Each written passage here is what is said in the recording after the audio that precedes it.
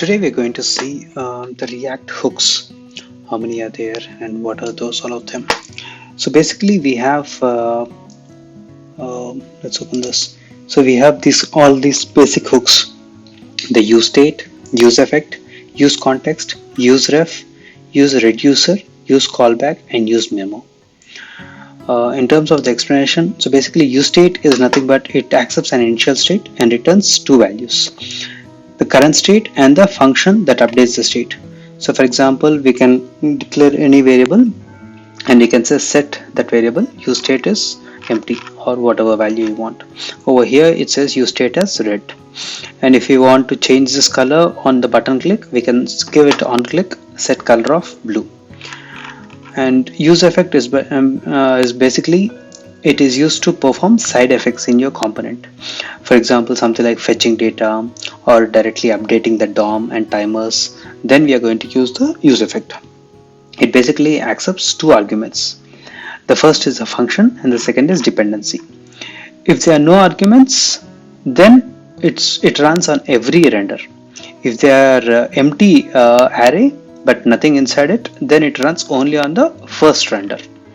And if they are like props and the state, it runs on the first render first time, and then anytime any dependency value changes, then again it's going to trigger it. The next is React context. So there's a hook called as context. Over here what it happens is it is basically used to manage the state globally. Before, what used to happen is we had to share the data between all the nested components. That is basically called as prop drilling without the context. But now the solution is we can use the context. So how we are going to use this is we can use create context. We can do create context and use context, and then we have to wrap this components in the context provider. Okay, like this. User context dot provider. User context is basically we will be initializing with the create context. Next hook comes as useref.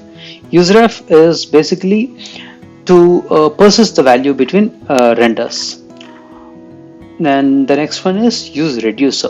So we have something like the state management library, right? Like the NGRX or the Redux. So similarly, we can use reducer.